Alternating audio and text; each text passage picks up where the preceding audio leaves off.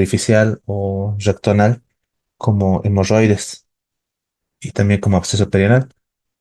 Entonces, lo que vamos a hacer en esta clase es comenzar a describir desde la primera parte que nos presenta el texto, que es las generalidades, la embriología, anatomía, fisiología, y se van a dar cuenta que la parte introductoria es no más extensa porque nos prepara introduciéndonos sobre algunos procedimientos quirúrgicos que son habituales en el manejo de la patología de intestino grueso. Vamos a comenzar recordando lo que vimos en nuestra anterior clase, que era nuestra clase sobre isquemia mesentérica.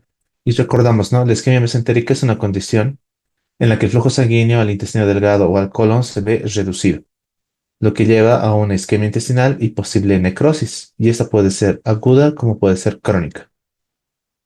Respecto a la etiología de la isquemia mesentérica aguda, está causada por principalmente la embolia arterial, la trombosis venosa mesentérica o también la isquemia no oclusiva.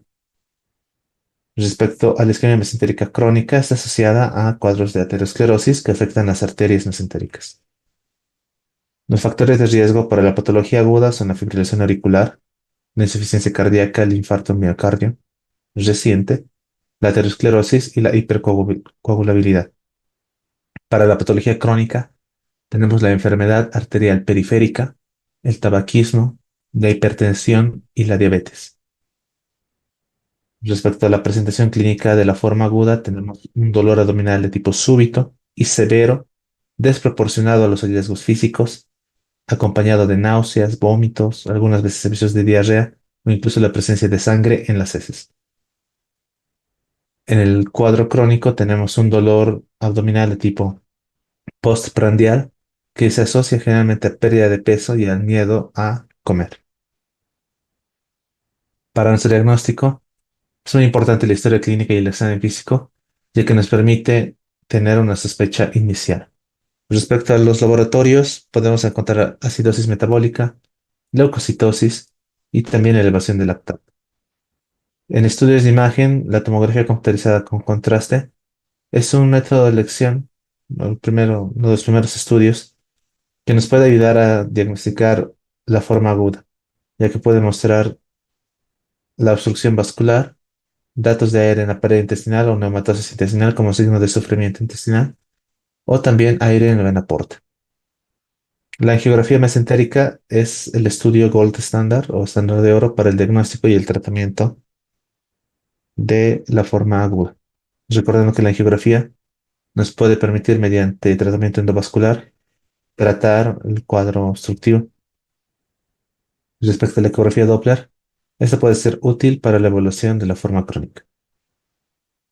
Respecto al tratamiento, el tratamiento inicial inicia, valga la redundancia, con la reanimación del paciente con líquidos intravenosos. El uso de la anticoagulación sistémica, podemos utilizar heparina para no complicar el cuadro. El uso de antibióticos de amplio espectro y también la intervención quirúrgica urgente, especialmente para pacientes con signos de peritonitis secundaria a una necrosis intestinal.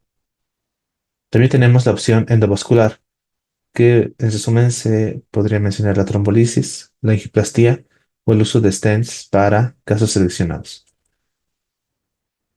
Es importante hablar también de la modificación de factores de riesgo como dejar de fumar, control de enfermedades subyacentes como la hipertensión, la diabetes, respecto a la intervención quirúrgica de la forma crónica, muchas veces es necesario el uso de un bypass mesentérico y también la intervención endovascular permite, mediante una angioplastia con o sin stent, mejorar la circulación. Respecto a las complicaciones de la forma aguda, tenemos la necrosis intestinal que puede llevar a una perforación y posteriormente una peritonitis con sepsis y fallo multiorgánico. Respecto al pronóstico, la forma aguda se caracteriza por una alta mortalidad, estamos hablando del 50-90% si no se trata de forma oportuna, y la forma crónica pues tiene mejor pronóstico con una intervención adecuada. Para la fisiopatología, recordamos que la forma aguda pues, se caracteriza por la falta de flujo sanguíneo que conduce a la hipoxia, a la acidosis láctica y finalmente la necrosis de la mucosa intestinal. Para la forma crónica, la estenosis aterosclerótica crónica limita el flujo sanguíneo, especialmente después de las comidas, cuando se aumenta la demanda de sangre. Respecto a las medidas preventivas, La profilaxis de la tromboembolia, pues en pacientes con fibrilación auricular y en aquellos pacientes con estados hipercoagulables es muy importante. También el control agresivo de factores de riesgo ateroscleróticos. Respecto a la diferenciación clínica, pues entre la forma aguda versus la forma crónica, la forma aguda recordamos un dolor abdominal agudo y severo, mientras que la crónica generalmente es un dolor abdominal crónico, insidioso y de tipo postprandial. La intervención médica inicial, la readmisión rápida adecuada, crucial para mejorar el pronóstico, estabilizar al paciente, y después una evolución quirúrgica temprana, ¿no? En cualquier paciente con sospecha de la forma aguda especialmente. Para el manejo postoperatorio, generalmente son pacientes que pasan a su postoperatorio inmediato en la unidad de cuidados intensivos, pacientes que requieren nutrición parenteral total hasta que se reanude la función intestinal, y son pacientes que recibirán anticoagulación prolongada, ¿no? En casos especialmente de trombosis venosa mesentérica. Respecto a la investigación y el seguimiento, se requiere un seguimiento regular para pacientes con la forma crónica tratados con angioplastía o con stent. Y también respecto a la investigación continua, pues se están desarrollando muchas técnicas endovasculares y también tratamientos farmacológicos que permitan mejorar el tratamiento y el pronóstico de estos pacientes con isquemia mesentérica. Bueno, eso respecto a lo que habíamos visto en la anterior clase. Y les repito, cuando nosotros hacemos el abordaje de este tema de colon recto y llano, no nos dirigimos o el texto no nos presenta una patología en específico, ¿no? Entonces, el desarrollar un caso clínico no tendría mucho sentido para esta clase. Así que lo vamos a reservar para las clases donde tenemos patologías específicas. Pero en sentido de compensación, pues vamos a tener 10 preguntas que vamos a resolverlas durante la exposición. Recordando que esas 10 preguntas que resolvemos ese mismo momento que estamos exponiendo son preguntas en las cuales yo aprovecho para recordar un poco preguntas que se han presentado en ediciones anteriores del examen o por lo menos preguntas que son muy parecidas. Entonces, en este caso vamos a tener en lugar de 5, 10 de esas preguntas. Se van a dar cuenta que la extensión del tema es igual un poco importante. Así que podemos comenzar hablando sobre la embriología del intestino grueso. Y al igual que hablábamos de la embriología del intestino delgado, pues tenemos hitos que se presentan en diferentes semanas de la gestación. Recordando que el intestino como tal se va a originar a través de lo que es el tracto intestinal embrionario, que podemos dividirlo en intestino anterior, medio y posterior. A lo que corresponde el intestino grueso, tiene relevancia tanto el intestino medio como el intestino posterior, recordando que el anterior va a dar origen al tubo digestivo superior, el medio al intestino delgado, pero también al colon ascendente y la mitad proximal del colon transverso, con la característica que todos estos órganos van a estar irrigados por ramas de la arteria mesentérica superior. En cambio, la mitad distal del colon transverso, el colon descendente, el sigmoides, el recto y el ano proximal se forman a partir del intestino posterior y tendrán su irrigación a partir de ramas de la arteria mesentérica inferior. Respecto a los hitos, recordamos que en la cuarta semana tenemos el desarrollo del tracto gastrointestinal embrionario y el intestino primitivo pues se deriva del endodermo, ¿no? Dando origen al intestino anterior, intestino medio e intestino posterior. A la sexta semana tenemos el intestino medio que va a herniarse hacia afuera de la cavidad abdominal. Eso lo conocemos como una cavidad celíaca primitiva o una cavidad abdominal primitiva, que mientras se encuentra herniada o en el exterior, da un giro de 270 grados en sentido antihorario, lo que permite que las estructuras se localicen en el sitio en el cual nosotros podemos encontrarlas en el adulto. Respecto al intestino posterior, la cloaca o la parte más distal del intestino posterior de forma primitiva es dividida por un tabique, que es el tabique urorectal, entre el seno urogenital y el recto, lo que va a dar origen justamente a estructuras urogenitales, la parte anterior y la parte posterior, al recto y al ano. Para la décima semana, el intestino medio regresa a su posición intraabdominal dejando en el sitio donde corresponden en la anatomía del adulto las estructuras como el apéndice, el ciego, el colon proximal respecto a lo que viene a ser el colon ascendente, el transverso, el sigmoides, etcétera. Respecto a la anatomía, recordamos que estamos hablando de una porción del tubo digestivo que se extiende desde la válvula ileocecal hasta el ano. Corresponderá entonces toda la extensión del colon con todas sus divisiones, el recto y finalmente el canal anal.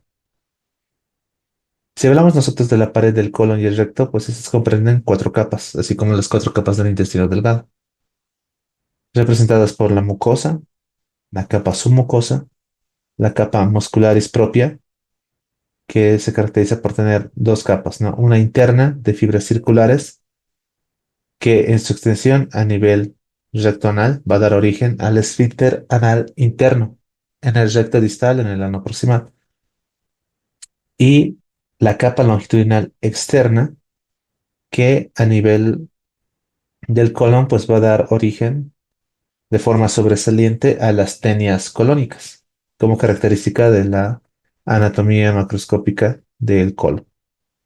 De igual forma, nosotros tenemos finalmente una capa serosa, recordando que a nivel del recto medio y el recto distal, esta parte del tubo digestivo carece de la capa serosa. Y tenemos nuestra primera pregunta a responder durante nuestra exposición. Y esa pregunta nos dice, el colon comienza en la unión del ilion terminal y el ciego se extiende hacia el recto, alrededor de 100 centímetros, 150, 200, 250 o 300 centímetros. Vemos nuestras respuestas. Es inciso B. Existe consenso, ¿no? 150 centímetros aproximadamente. Entonces, dentro de las características anatómicas que nos muestra el texto, estas son las partes más resaltantes, ¿no? Si comenzamos desde el inicio del intestino grueso, pues tenemos, ¿no?, que el colon comienza en la unión del ilion terminal y el ciego y le toma 150 centímetros aproximadamente llegar al recto.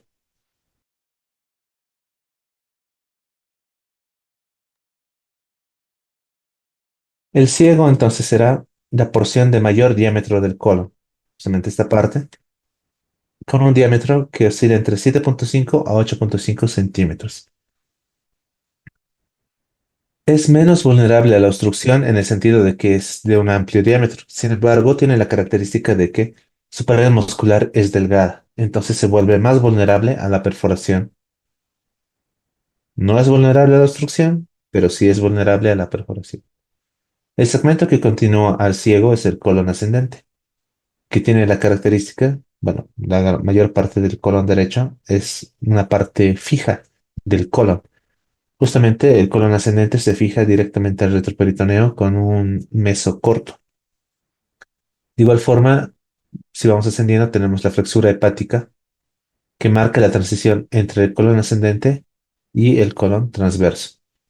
Este colon transverso es relativamente móvil en comparación al colon ascendente y está fijado por el ligamento gastrocólico que da origen a nuestro epiplón y también tiene su mesenterio colónico. Es así que el epiplón mayor está unido al borde anterior o anterosuperior del colon transverso, lo que le da un aspecto triangular característico que podemos observar cuando se realiza una colonoscopia. Entonces, realizando una colonoscopia, si evidenciamos un cambio de aspecto a triangular, ya sabemos que hemos llegado a nuestro colon transverso. Hacia distal tenemos la flexura esplénica que marcará la transición entre nuestro colon transverso hacia el colon descendente. A esta altura de la flexura esplénica tenemos la presencia del ligamento lienocólico que tiene uniones cortas y densas hacia el vaso, que es muy importante reconocer estas estructuras para poder liberarlas en caso de que nosotros realicemos una cirugía de colon izquierdo. A continuación tenemos el colon descendente que se fija a nivel del retroperitoneo, de igual forma que el colon ascendente, pero va a dar continuación a lo que es el colon sigmoide, como la parte más estrecha y extremadamente móvil del colon. Es móvil y es estrecha, lo que permite o lo que le caracteriza como el segmento más vulnerable a la obstrucción. Aquí en el ciego veíamos que es menos vulnerable a la obstrucción. En cambio, el sigmoides o la asa sigmoide es muy vulnerable a la obstrucción porque su diámetro es estrecho y tiene la característica de ser extremadamente móvil en relación al resto del colon.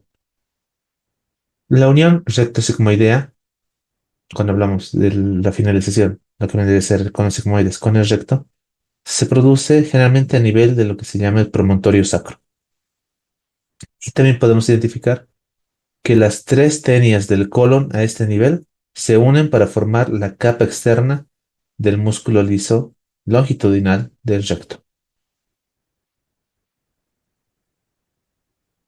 Respecto a la irrigación arterial, y aquí podemos ver, no sé, tal vez una falla en el color de la ilustración, pero esta es una figura que nos presenta el texto, que es la primera figura del capítulo 29, que nos representa la irrigación arterial del colon.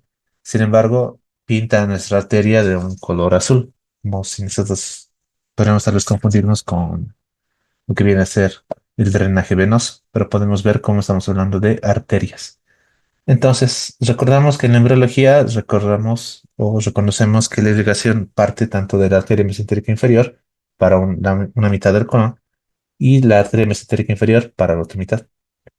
Respecto a nuestra arteria mesentérica superior, que se encuentra acá, aquí la podemos ver, tenemos inicialmente, dirigida al inicio del intestino grueso, nuestra arteria ileocólica. Y su nombre lo dice, ¿no? Que va al ilion terminal y al colon. Ahora, esta arteria como tal suele estar ausente en un 20% de los pacientes. Sin embargo, se encarga de la irrigación arterial tanto del ilion terminal como del colon ascendente proximal, incluyendo el ciego. Posteriormente tenemos una arteria cólica derecha que se encarga de dar las ramas hacia nuestro colon ascendente. Y finalmente tenemos una arteria cólica media que va a dar ramas hacia nuestra flexura hepática o nuestro ángulo hepático del colon y la mitad proximal del colon transverso. Respecto a la arteria mesentérica inferior, que es esta arteria que se encuentra de este otro lado, vamos a tener entonces nuestra arteria cólica izquierda, que va a dar ramos hacia nuestra flexura esplénica, nuestra mitad distal del colon transverso, nuestro colon descendente. Y posteriormente vamos a tener un número variable de arterias o ramas sigmoideas que, como su nombre indica, van a dar irrigación arterial a nuestro asa sigmoide. Finalmente, nuestra arteria va a terminar, nuestra arteria mesentérica inferior va a tener una rama terminal, que es la arteria rectal superior, que se va a encargar de irrigar al recto proximal.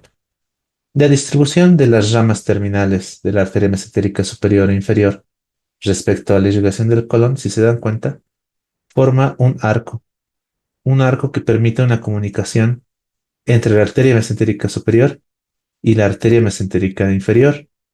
Este arco, cuando se encuentra completo, recibe el nombre de arteria marginal de Drummond, conformado por las ramas terminales de cada arteria, formando una anastomosis con las ramas terminales de la arteria adyacente, que vendría a ser más o menos este arco. Estará completo en un 15 a 20% de las personas. O sea, no en todas las personas forma un arco completo. Sin embargo, en un 15 a 20% podemos encontrarlo, ¿no? Como la arteria marginal de Drummond. Y esta es justamente nuestra segunda pregunta. ¿En qué porcentaje de personas se encuentra completa esta arcada marginal de Drummond? Lo acabamos de mencionar, ¿no? Muchas veces la distribución de los incisos es justamente para confundir. Aquí he cambiado un poco el orden, pero muchas veces les gusta colocar, ¿no? De 1 a 5, de 5 a 10, de 15 a 20, de 20 a 25, etcétera. En este caso lo acabamos de mencionar, de 15 a 20%, ¿verdad? El inciso C. Respecto al drenaje venoso, aquí ya lo podemos ver a un color más azul, que esta es igual a una figura del texto, que es la figura número 2. Y aquí podemos ver, ¿no? Vamos a tener aquellas que drenan a la vena mesentérica superior, con las venas que son paralelas a sus arterias correspondientes y tienen también la misma terminología, ¿no? La vena ileocólica, la vena cólica derecha, la vena cólica media. Y de igual forma en la vena mesentérica inferior, que esta tiene una diferencia. Si nosotros vemos del lado de la vena mesentérica superior, se respeta esa terminología de la irrigación arterial. En cambio, la vena mesentérica inferior va a formarse de igual forma con las venas que reciben la misma terminología como la cólica izquierda, las venas sigmoideas, la recta superior, pero va a formar un tronco que no va a ir directamente a nuestra vena porta, como la vena mesentérica superior, sino que se va a dirigir mediante un tronco que pasa de forma retroperitoneal sobre el músculo psoas, incluso por detrás del páncreas, para llegar a la vena esplénica y mediante esta vena esplénica recién llegar a la vena porta. Esa es la gran diferencia y se puede observar claramente en esta figura. Respecto al drenaje linfático, el texto nos dice, ¿no?, que se origina en una red de vasos linfáticos en la mucosa muscular. La muscular es mucosa, donde tenemos la presencia de vasos linfáticos y nódulos linfáticos que siguen las arterias regionales. Cuando hablamos de los nódulos linfáticos, pues tenemos los que se encuentran en la pared intestinal o con el nombre de epiploicos, a lo largo del margen interno del intestino adyacente a la arcada arterial o paracólicos, aquellos que se encuentran en los vasos mesentéricos o intermedios y los que se encuentran en los sitios de origen de las arterias principales. No estamos hablando de superior e inferior, por eso también recibe el nombre de principales. Respecto a la inervación, podemos ser muy puntuales respecto a la inervación simpática, que tiene un efecto inhibitorio, representado por los nervios simpáticos, que se originan de las ramas T6, T12 y L1 hasta L3. Y luego tenemos la inervación parasimpática, que tiene un efecto más bien excitatorio de la función del colon, representado por las ramas del nervio vago, ¿no?, que se encargan de la inervación del colon derecho y transverso proximal. Y respecto al colon izquierdo, estará representado por la presencia de los nervios erectores, que se originan de los nervios sacros de S2 a S4. Eso respecto a la parte del colon. Y el texto a continuación nos presenta las características anatómicas del siguiente segmento. Estábamos hablando de lo que puede ser el recto y el canal anal. Entonces, de igual forma como teníamos los puntos más representativos de la anatomía del colon, de igual forma aquí tenemos los puntos más representativos de la anatomía del canal anal o sea, de la región rectoanal. Entonces, este canal anal quirúrgico comienza en la unión anorrectal y termina en el borde anal. Estamos hablando que tiene una longitud de 2 a 4 centímetros. El recto tiene más bien una longitud de 12 a 15 centímetros. Y es aquí donde podemos encontrar a nivel del recto lo que vienen a ser las válvulas de Houston, vendrán a ser esta figura de acá en nuestro gráfico, que también es un gráfico del texto, ¿no? Es justamente el gráfico número 3. ¿Qué es importante cuando nosotros hablamos del recto? Pues que vamos a tener fascias que envuelven al recto. Entonces recordamos que el recto como tal no tiene ceros, ¿no? El recto proximal especialmente. En su cara anterior entonces vamos a encontrar lo que se llama fascia de Denonvillers, que separa al recto de la próstata en los varones.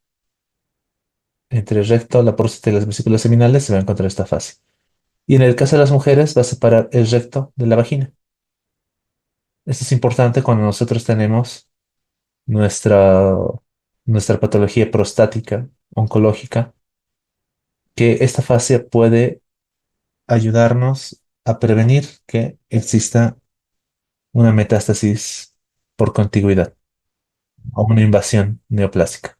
Es importante entonces la fascia de Denham-Villiers.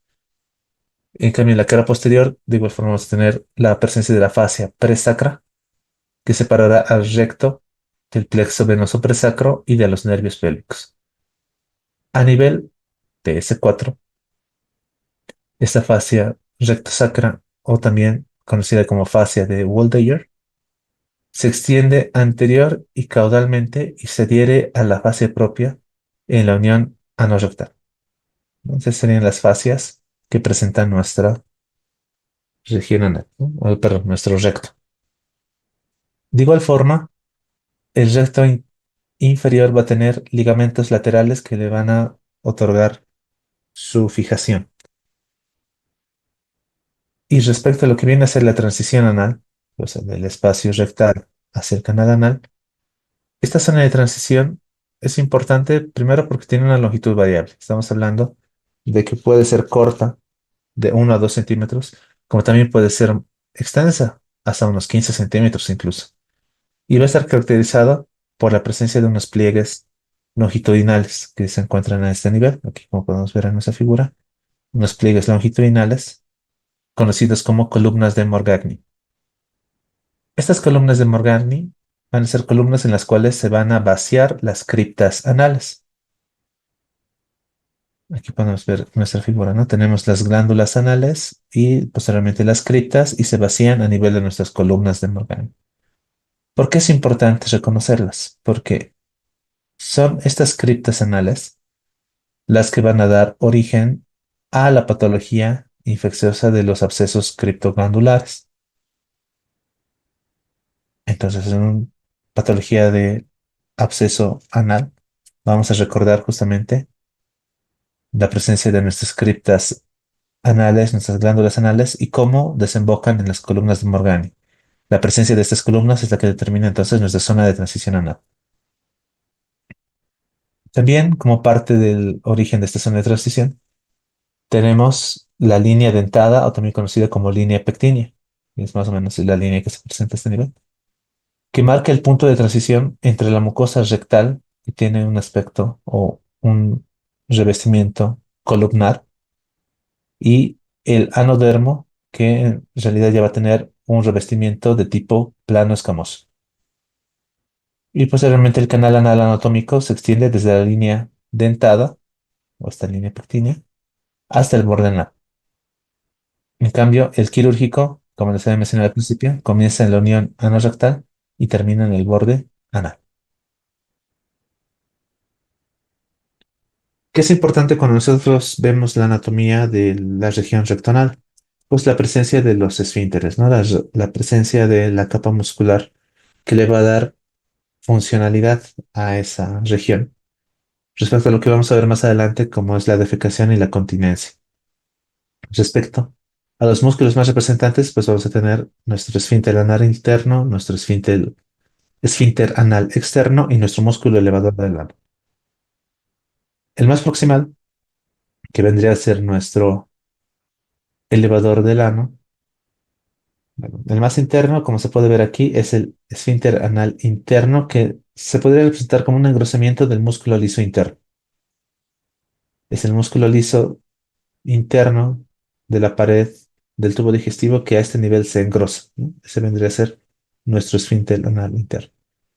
Lateral a este tenemos ya nuestro músculo elevador del ano, que está conformado por músculos del suelo de la pelvis, con ramas de lo que viene a ser nuestro músculo puborectal, el iliococcigio y el músculo pubococcigio. ¿Y esto por qué va a ser importante? Porque estas ramas posteriormente van a formar lo que es nuestro esfínter anal externo y que va a rodear el esfínter anal interno, ¿no? Si este es nuestro esfínter anal interno, el externo lo va a rodear y está justamente dividido en tres fases, ¿no? El esfínter anal externo de rama profunda, superficial y el subcutáneo. El profundo, que es una extensión del músculo puborectal, ¿no? Que también forma parte del músculo elevador del ano. Entonces, ese es el primero. Luego tenemos el superficial y luego tenemos el subcutáneo, que vendría a ser más o menos los que se encuentran en esta zona. Y más adelante en la parte de fisiología, vamos a ver qué función cumple cada uno de estos músculos especialmente en el tema de la continencia y también en la defecación. Respecto a la irrigación arterial, ya habíamos adelantado, ¿no? Vamos a tener una arteria rectal superior, que es una rama terminal de nuestra arteria mesentérica inferior, y luego tenemos una arteria rectal media, que surge de ramas de la ilíaca interna, y finalmente una rectal inferior, que surge de ramas de la arteria pudenda interna, que a su vez también es una rama de la arteria ilíaca interna. Como podemos ver, tenemos la rama terminal, que es nuestra arteria rectal superior, que se encarga de llegar al tercio superior. Luego tenemos la rectal media, que proviene directamente de nuestra arteria ilíaca interna para llegar al tercio medio. Y para el tercio inferior, más distal, tenemos nuestra arteria rectal inferior, que es rama de la pudenda interna. Para el drenaje venoso, de igual forma, las venas rectales superiores drenan al sistema porta vía vena mesentérica inferior. La rectal media drena directamente a la vena ilíaca interna. Y la rectal inferior, así como la arteria, ¿no? Va a drenar a la pudenda interna y mediante la pudenda interna también llega a nuestra ilíaca interna.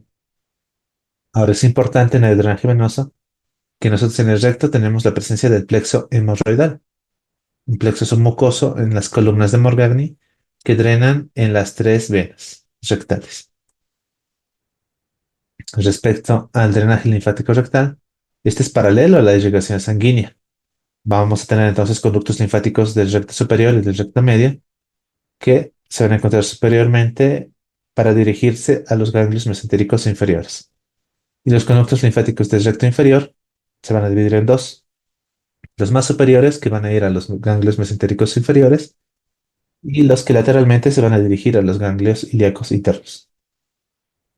Respecto al drenaje linfático anal, los que se van a encontrar proximales a la línea dentada van a drenar, se van a dirigir a los ganglios mesentéricos inferiores y a los ilíacos internos. En cambio, los que se encuentran distales a la línea dentada llegan a drenarse a los ganglios inguinales y de igual forma también a los ganglios mesentéricos inferiores y ilíacos internos. Respecto a la inervación de la región anorrectal, la inervación simpática, representada por los nervios simpáticos de L1 a L3, se unen al plexo preaórtico para formar el plexo hipogástrico y también formar el plexo pélvico. Respecto a la inervación parasimpática, tenemos la presencia de los nervios erectores, ¿no? Que se originan de los nervios sacros S2 hasta S4 y que también van a dirigirse al plexo pélvico. Para la inervación de nuestro esfínter anal interno, tenemos la presencia de fibras simpáticas y parasimpáticas, con la característica de que ambas fibras inhiben la contracción. Entonces, producirían más bien una relajación del esfínter anal interno.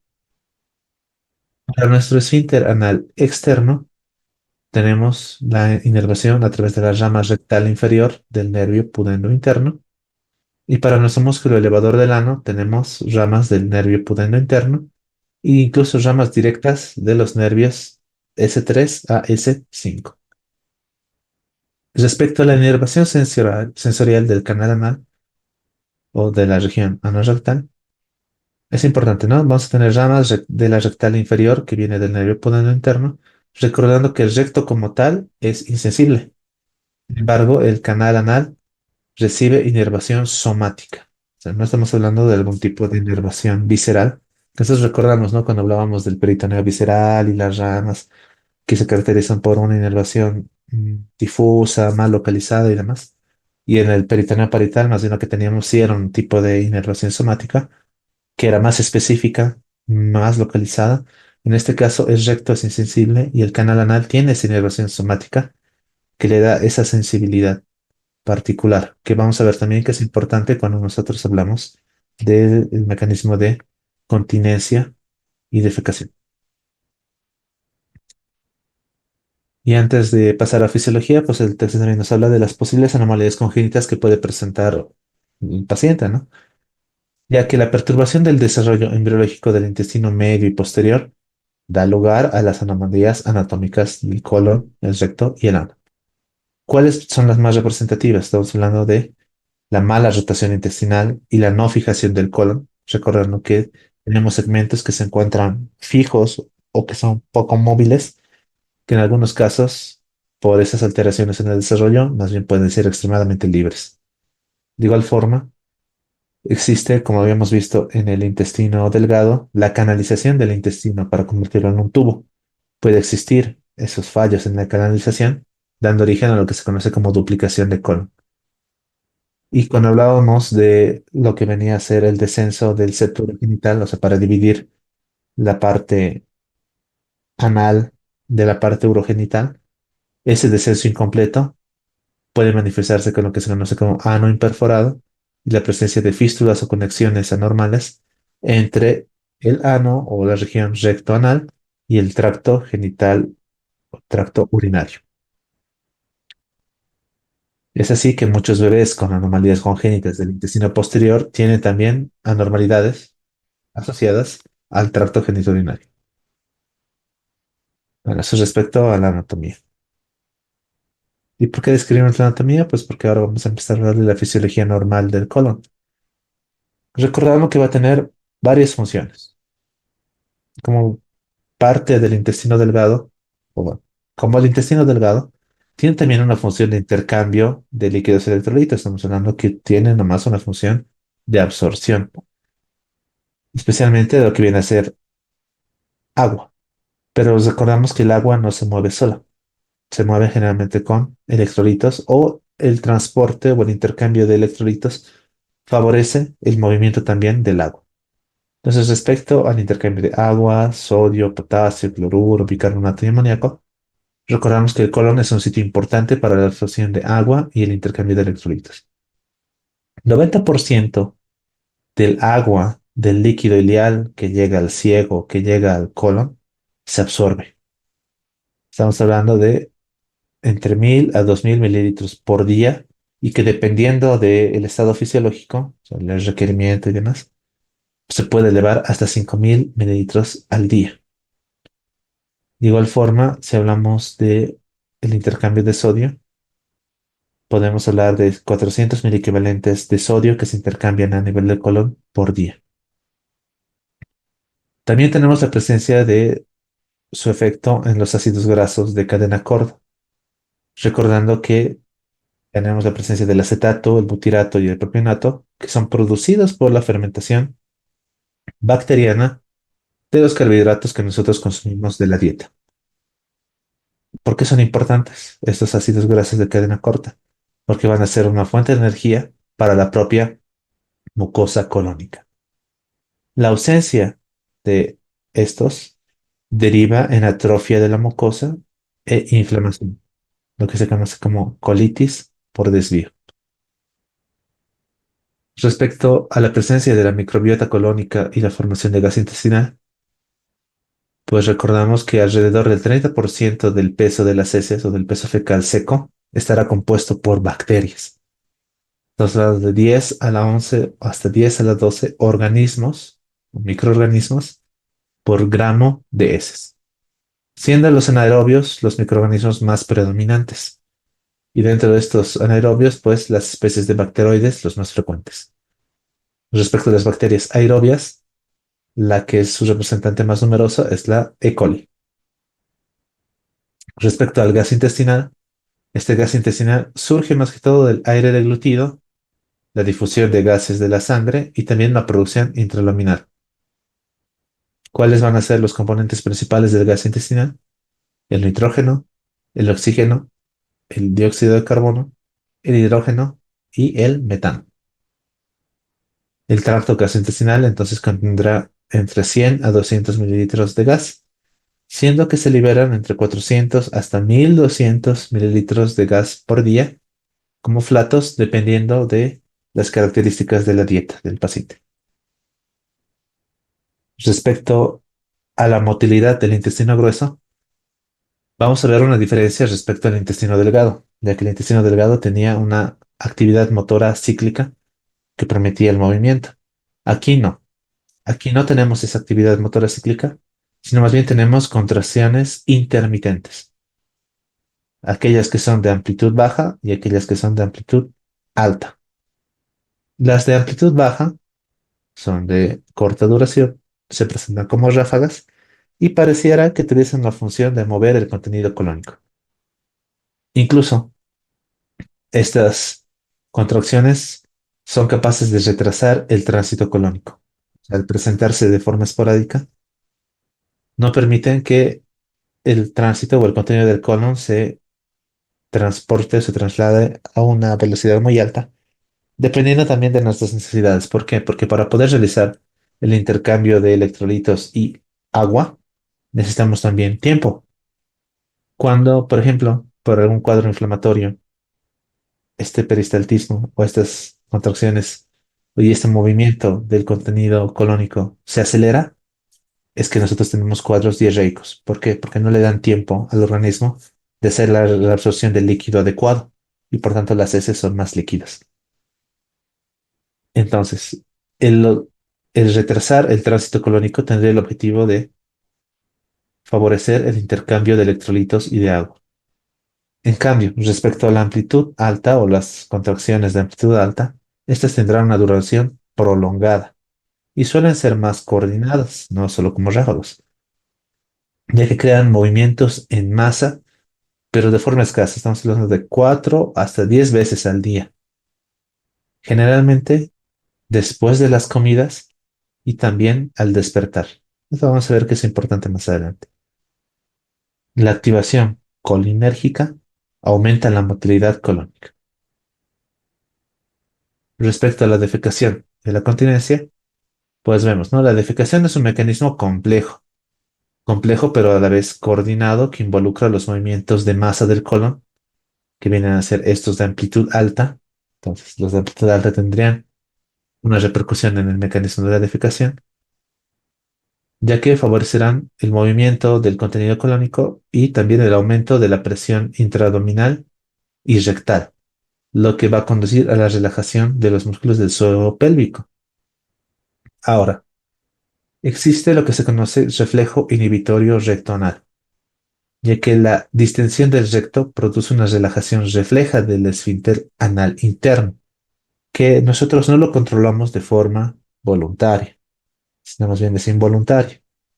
Si esta presión permite que se relaje, va a permitir el paso del contenido. Y gracias a la sensibilidad de la parte anal, del canal anal, que habíamos mencionado eso cuando hablábamos de la inervación, esa sensibilidad va a permitir lo que se conoce como reflejo de muestreo. ¿Eso qué significa? Que esa sensibilidad nos va a permitir distinguir entre un contenido sólido, líquido, o incluso si esta relajación del esfínter anal interno ha sido solamente por aire o por gas, lo que nos va a transmitir esa información para, de forma voluntaria, irnos hacia la continencia, o sea, cerrar nuestro esfínter anal externo, que sí es voluntario, o si no, permitir la defecación, permitiendo la relajación voluntaria del esfínter anal externo, ¿no? Entonces, este reflejo de muestreo, aprovechando la sensibilidad del canal anal, nos permite distinguir las características del contenido del colon que está llegando al canal anal, o sea, si son heces sólidas, si son líquidas o es gas, para que nosotros voluntariamente sepamos o podamos ordenar la continencia o la defecación. Aquí lo podemos ver, ¿no? Durante el reposo, entonces, cuando hablamos de la defecación, o bueno, tenemos que hablar en todo caso de la continencia primero, porque esta es una imagen de continencia y esta es una imagen de defecación, como se puede ver aquí en la flechita, ¿no? Que es la eliminación del contenido del intestino. ¿Por qué es importante la continencia? Bueno, vamos a ver qué es lo que sucede la mayor parte del tiempo. Cuando hablamos de continencia, pues este mecanismo es tan complejo como el de defecación que acabamos de mencionar y que lo vamos a repetir con la figura, ya que requiere una adecuada adaptabilidad de la pared rectal para poder acomodar lo que se conoce como bolo fecal. Y existe un control neurogénico apropiado del suelo pélvico y del mecanismo del esfínter, al igual que de los músculos funcionales internos y externos del esfínter. Cuando se altera ese control neurogénico, lo que tenemos ya es entonces lo contrario de la continencia, los cuadros de incontinencia. Veamos. Esta es una figura de continencia, es una figura que Solamente se presenta en el texto, que nos presenta el texto. Y aquí vemos, ¿no? Tenemos el músculo puborectal que crea un cabestrillo alrededor del recto. Este puborectal recordamos que forma parte de nuestro músculo elevador del ano. Y su disposición, mira, ¿no? Es pubo-rectal, del pubis al recto. Y forma, como dice, un cabestrillo. Este cabestrillo, cuando está contraído, lo que hace es darle un ángulo agudo o cierra el ángulo en el cual se encuentra nuestro, nuestra posición anorrectal. No sé si se dan cuenta, está doblado, por decirlo de una forma. ¿Por qué? Porque ese músculo puborectal lo está traccionando hacia adelante. Entonces esto se cierra, tiene un ángulo más agudo. Por tanto, los esfínteres internos y externos son tónicamente activos en reposo. En reposo se encuentran cerrados. El esfínter interno responderá a la presión en reposo. Y cuando aumenta la presión a este nivel, es el primero que empieza a relajarse. En cambio, el esfínter externo tendrá lo que se llama una presión de compresión. Tiene la característica de ser entonces voluntario. ¿Qué es importante? Las heces formadas, las heces sólidas, ayudan a mantener la continencia. O sea, se mantienen mayor tiempo en nuestra región rectonal, a diferencia de las líquidas o semilíquidas. ¿Qué sucede en el momento de la defecación? Aumenta la presión dentro de nuestro canal rectal y vamos a tener nuestro reflejo inhibitorio rectonal, ¿no? Existe el aumento de la presión intraabdominal, puede existir una maniobra de Valsalva, también la contracción rectal, y va a producir la relajación de nuestro músculo puborectal. Lo que habíamos dicho que aquí está contraído, aquí ya se relaja. Y cuando se relaja, este ángulo anorrectal se hace más obtuso, se hace más abierto. Y si se dan cuenta, empieza a adquirir ya no la forma doblada que se encontraba aquí, por decirlo de una forma tal vez muy vulgar. Aquí ya se encuentra en una forma más tubular, lo que favorece entonces la apertura del canal anal y así también la defecación. Cuando existe alteración anatómica por algún tipo de lesión a nivel de las fibras musculares, de esos músculos del piso pélvico o de las fibras que conforman los esfínteres, vamos a tener los fenómenos de incontinencia. Eso respecto a las funciones que presenta nuestro intestino grueso. Ahora vamos a hablar de la evaluación clínica de los signos y síntomas que son más frecuentes cuando hablamos de patología del intestino grueso. Y recordamos, ¿no?, que el punto de partida siempre es nuestro historial completo, nuestra historia clínica, con su examen físico exhaustivo. Respecto al historial completo, nos menciona, es importante buscar antecedentes de cirugía intestinal anterior para determinar la anatomía resultante. Por ejemplo, no es lo mismo un paciente que no ha tenido cirugías que un paciente que ha sido sometido, no sé, a una hemicolectomía derecha y que le han realizado una anastomosis del ilion al colon transverso. Entonces, ese paciente ya no tiene ciego, por decirlo así. Si nosotros conocemos el antecedente de cirugías previas del paciente, ya podemos determinar cómo ha quedado la anatomía del intestino delgado y el intestino grueso. Es importante el antecedente de cirugía anorrectal. ¿Por qué? Porque podemos estar frente a complicaciones abdominales o anorrectales de esas cirugías. En las mujeres es importante averiguar sobre antecedentes gineco-obstétricos, ya que pueden dar pie a que nosotros tengamos sospecha de lesiones o daño a nivel del piso pélvico, incluso del esfínter anal. Son importantes antecedentes familiares, ya que nos ayudan a identificar o tener también sospecha respecto a la enfermedad inflamatoria intestinal que habíamos mencionado en esa patología de intestino delgado, que tiene un gran componente genético asociado a la historia familiar, como también no solamente nuestra enfermedad de Crohn o colitis ulcerativa, sino la enfermedad polipoide familiar o la presencia de pólipos, como así también el cáncer colónico. También es importante preguntar sobre el uso de medicamentos, ya que algunos medicamentos tienen o producen síntomas gastrointestinales o pueden tener reacciones adversas a nivel de la esfera gastrointestinal. Eso respecto a nuestro historial. Respecto al examen físico, es necesario hacer énfasis en nuestro examen físico del abdomen, pero no limitarnos solamente al abdomen. También es necesaria una inspección visual de la región anal y perineal.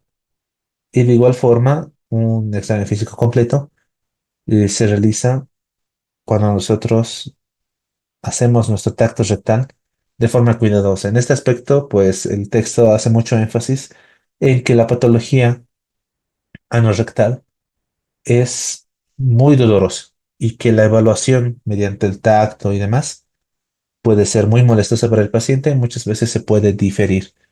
Pero hay que recordar que esta parte del examen físico nos puede brindar mucha información para poder llegar a un diagnóstico y de esta forma también a un tratamiento específico. Esto es respecto a la evaluación. De lo que hacemos nosotros de forma diaria, podemos mencionar nuestra historia clínica, nuestro examen físico completo. Pero el texto a partir de ahora nos va a empezar a mostrar qué estudios podemos nosotros solicitar o cuáles vendrían a ser los estudios complementarios que nos facilitan la evaluación del intestino grueso, del recto y el ano. Respecto a los estudios de endoscopía, tenemos, por ejemplo, los estudios de anoscopía, que son útiles para el examen del canal anal, recordando que nos permite una visualización de hasta unos 8 centímetros más o menos.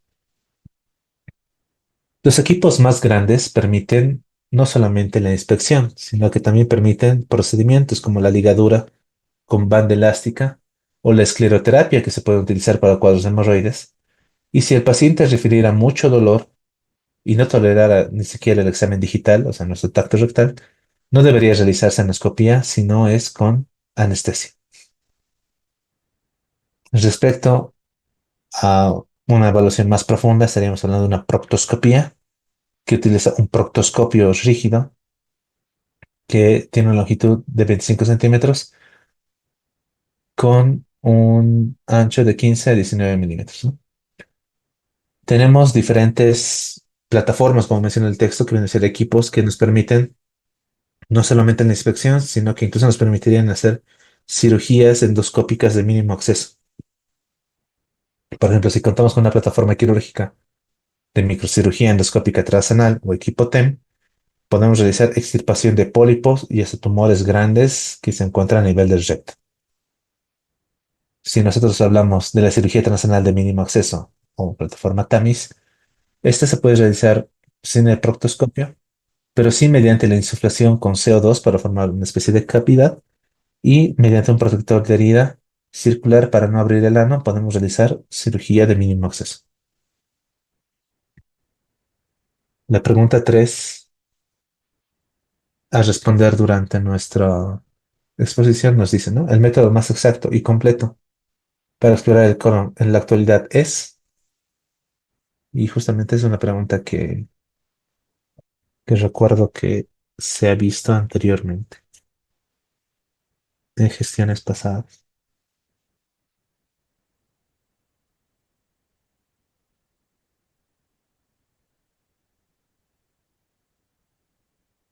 Veamos nuestras respuestas.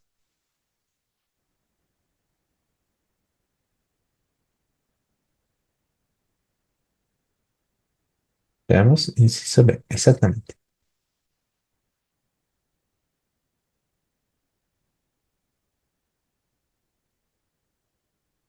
La colonoscopia, ¿no? ¿Por qué? Porque es completo para explorar el colon. Si estuviéramos hablando solamente del recto o del ano, diríamos rectoscopía o anoscopía. Y aquí, o sigmoidoscopía, ¿no? Para todo el colon, entonces, la colonoscopia. Justamente hablamos entonces de la sigmoidoscopía y la colonoscopía flexible, que proporcionan una excelente visualización del colon y el recto, con un uso diagnóstico y también terapéutico. En caso de ausencia de preparación intestinal, se debe evitar el uso de electrocauterio, ya que existe el riesgo de explosión por el gas metano y los gases hidrógenos del intestino. El sigmoidoscopio mide solamente 60 centímetros, requiere una preparación parcial con enemas y generalmente se puede realizar sin sedación. Los colonoscopios ya son más largos, miden entre 100 a 160 centímetros. Ya hemos visto que el colon mide 150 aproximadamente. Requerirá preparación intestinal completa y también una sedación consciente del paciente para que se pueda realizar el estudio. Dentro de las variables tenemos la presencia de la cápsula endoscópica, que utiliza una pequeña cámara ingerible y un receptor sujetado con cinturón. O sea, es una cámara que una persona ingiere y va a mandar imágenes al receptor que está fijo a un cinturón y permite pues registrar las imágenes de todo el viaje de la cápsula a través del tubo digestivo. Suena prometedor por las ventajas que tendría, pero no existe una documentación que represente o que nos dé una gran ventaja respecto a su utilidad endoscópica. La pregunta 4 a responder durante nuestra exposición nos dice cuando se refiere a las siguientes ventajas: examina todo el colon, es muy sensible y específica y también sirve para terapéutica. Nos referimos a, y se darán cuenta que es el tipo de pregunta o, o la confección de la pregunta. Es muy parecida a las que generalmente vemos en el examen de la residencia, ¿no? Veamos las respuestas. En este caso, el inciso. Sí, efectivamente. Recordamos, ¿no? Todo el colon. Si es todo el colon, entonces la colonoscopia como tal, ¿no? Cuando habla de terapéutica, esta que es virtual, es generalmente con reconstrucción 3D de una tomografía o una resonancia. Esta no es terapéutica. En cambio, la colonoscopia como tal, esta sí puede llegar a ser terapéutica. Entonces, tenemos más estudios de imagen. Por ejemplo, el estudio con radiografías simples o estudios con contraste, que son radiografías simples en vista supina, vertical y diafragmática de la parte abdominal o abdominopélvica, que nos puede reflejar la presencia de aire libre intraabdominal, no sabemos peritoneo. También nos permite evaluar los patrones de gases para cuadros de obstrucción intestinal o también incluso para cuadros de vólvulo. Los estudios de contraste nos sirven para los síntomas obstructivos, de igual forma para ver trayectos fistulosos, perforaciones o también fugas anastomóticas. Esto ya en pacientes posoperados. El enema de bario como tal tiene una sensibilidad de 70 a 90% para la detección de lesiones tumorales que sean mayores a 1 centímetro, o sea, es relativamente grandes. La tomografía computarizada pues permite la detección de enfermedades extraluminales. O sea, más que evaluar el interior del intestino como lo haría la colonoscopia, la tomografía sirve para extraluminales, como abscesos intraperitoneales, inflamación pericólica y también la clasificación del cáncer con la detección de metástasis. Nos permite también la evaluación del engrosamiento de la pared intestinal, también el retorcimiento mesentérico que sugiere una enfermedad inflamatoria intestinal, colitis o incluso cuadros de isquemia. La tomografía computarizada estándar tiene poca sensibilidad para la detección de lesiones intraluminales. Entonces podemos nosotros realizar lo que se conoce como colonografía por tomografía o colonoscopia virtual, que utilizan la tomografía helicoidal y la reconstrucción 3D. Requiere una preparación oral de intestino, el uso de contraste oral, contraste rectal e insuflación del colon, lo que permitiría evaluar la luz del intestino para una detección de pólipos de igual forma mayores a 1 centímetro. A este nivel creo que me equivoco, son menores a 1 centímetro. Y aquí tenemos una sensibilidad del 85% con una especificidad del 90%, ¿no? Pero esto gracias a su reconstrucción en 3 dimensiones. Las imágenes por resonancia magnética. Aquí tenemos, ¿no?, la evaluación de lesiones pélvicas por trastornos colorectales. La resonancia es más que todo para la parte colorectal o la parte más distal. Y aquí tenemos, ¿no?, también que es sensible para detectar la afectación ósea y la extensión de la pared lateral pélvica cuando hablamos de tumores rectales. Determina con precisión la extensión del cáncer rectal. Detecta y delimita fístulas complejas del ano. Entonces, la resonancia magnética, en resumen, más específica para patología anorrectal.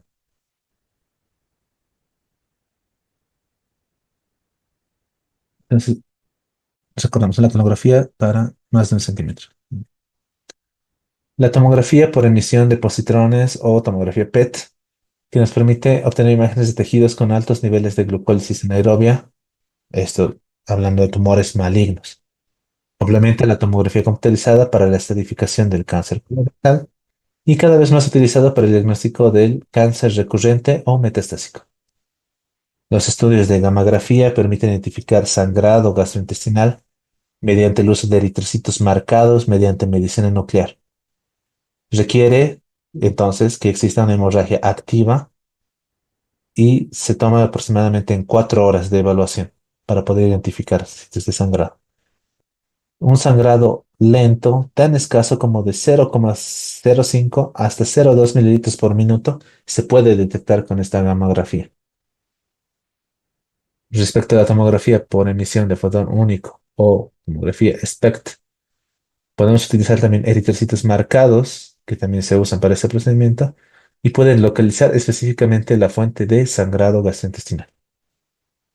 De igual forma, una angiografía ocasionalmente se usa para detectar el sangrado del colon o del intestino delgado y puede ser terapéutico cuando nosotros utilizamos mediante procedimientos endovasculares el uso de vasopresina o una embolización angiográfica para trastornos vasculares del intestino grueso.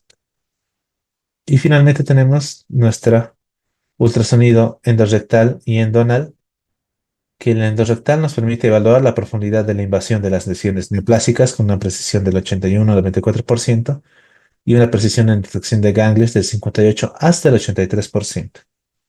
Y la ecografía endonal, que evalúa las capas del canal anal, que es importante para detectar defectos del esfínter anal y delinear también fístulas anales complejas. Esta pregunta número 5, a responder en nuestro capítulo, dice, ¿por qué agente se produce colitis pseudomembranosa?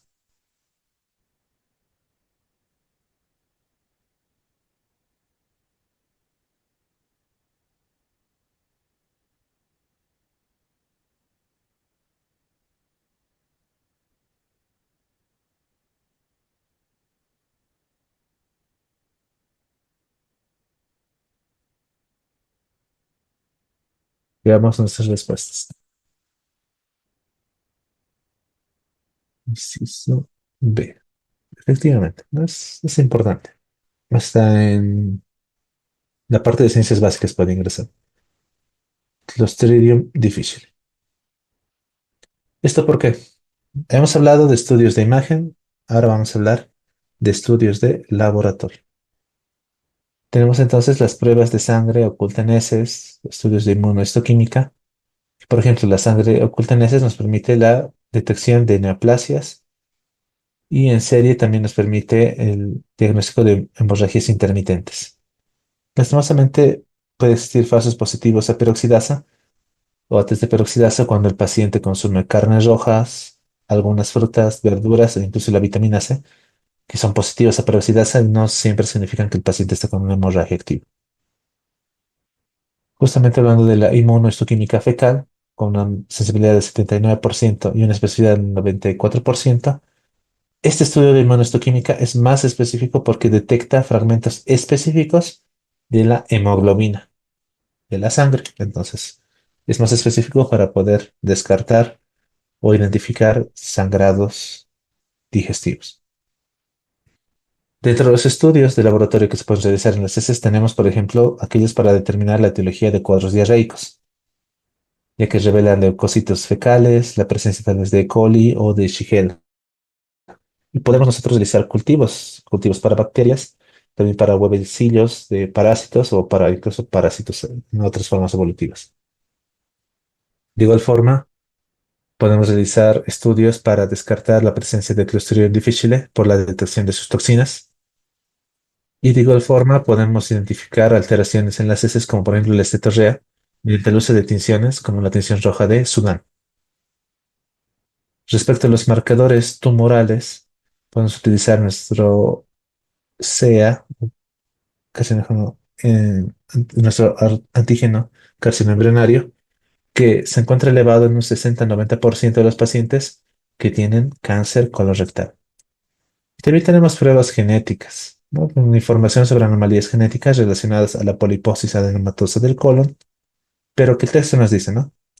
No porque tengamos tal vez a disposición este tipo de pruebas genéticas, no se deben realizar como pesquisaje, o sea, no se deben realizar a todos los pacientes. ¿Por qué? Porque el que tengan, digamos, algunas anomalías genéticas, no siempre les van a condicionar a la enfermedad. No es un test que se deba realizar a todos, porque por más que tenga la anomalía y el paciente no tiene cáncer, por decirlo así, no tiene la poliposis adenomatosa y demás, solamente estaríamos solamente estaríamos alterando, digamos, al paciente, incluso psicológicamente. Es por eso que este tipo de estudios de pruebas genéticas no se realizan como pesquisaje, no se utilizan para detección, sino se utilizarán solamente para complementar la información de los pacientes que ya tengan datos de procesos neoplásicos o este tipo de enfermedades polipósicas. Bueno, eso respecto a los estudios que podemos. Y a continuación el texto nos presenta pues la valoración de síntomas frecuentes que presentan nuestros pacientes cuando tienen algún trastorno del intestino grueso. El primer síntoma, tal vez el más frecuente de todos, siempre va a ser el dolor abdominal. Es un síntoma inespecífico que puede tener innumerables causas. Y específica es el intestino grueso, puede ser secundarias a cuadros obstructivos, inflamatorios o neoplásicos, a cuadros de inflamación, perforación intestinal o del colon, cuadros isquémicos del colon. Y aquí pues nosotros podemos utilizar para descartar pues estudios rayos X, estudios con contraste, tomografía que ayudan a confirmar o descartar diagnósticos. De igual forma, la colonoscopia ayuda a identificar cuadros de colitis isquémica, colitis infecciosa, enfermedad inflamatoria intestinal, pero generalmente una colonoscopia se contraindica en cuadros de obstrucción o en sospecha de obstrucción o incluso perforación para no complicar el cuadro. Respecto al dolor pélvico, puede originarse tanto en el colon distal como originarse en el recto o desde estructuras urogenitales adyacentes. Por ejemplo, podemos tener cuadros de tenesmo producto de enfermedades inflamatorias como proctitis, la presencia de una masa rectal o una masa retrorectal o hasta la impactación fecal. También puede existir dolor cíclico que puede asociarse con la menstruación y también con un sangrado rectal. Esto sugeriría la presencia de focos endometriósicos en el intestino grueso. También la enfermedad inflamatoria intestinal que se asocia a dolor abdominal y a dolor pélvico importante. Y la extensión de un absceso peridiverticular, que lo vamos a ver en enfermedad diverticular de colon, o incluso periapendicular, que se dirige a la pelvis, también puede causar dolor pélvico. En estos casos, la tomografía y la resonancia magnética son útiles. También una proctoscopía puede dar información. Con menor frecuencia, la laparoscopía diagnóstica también ayuda a llegar a un diagnóstico final. También existe entonces el dolor anorrectal, que suele ser secundario a la presencia de una fisura anal, a un absceso perirectal o a la presencia de una fístula, a una hemorroide trombosada, como las posibles etiologías. El examen físico generalmente puede diferenciar estas condiciones. Estamos hablando de una inspección, un tacto rectal puede ayudar a diferenciar entre estos diagnósticos potenciales. Otras causas menos frecuentes de dolor rectal pueden ser las neoplasias del canal anal, la infección de la piel perianal y hasta afecciones dermatológicas. Ante demasiada sensibilidad al examen, se requiere el uso de algún tipo de anestésico. Nuestra pregunta 6. La anemia por deficiencia de hierro sin explicación es indicación para